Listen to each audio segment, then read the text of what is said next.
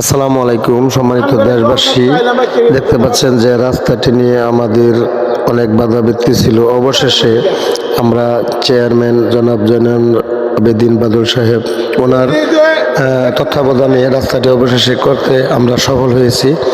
তাই সকলেই আমাদের ভিডিওটি দেখতে থাকুন, আমাদের সাথে থাকুন। দেশ এবং দেশের বাইরে যারা আছেন সকলেই আমাদের সাথে সংযুক্ত হন। আসসালামু আলাইকুম। এই বলে আমার সংক্ষিপ্ত বক্তব্য শেষ করছি। আসসালামু আলাইকুম।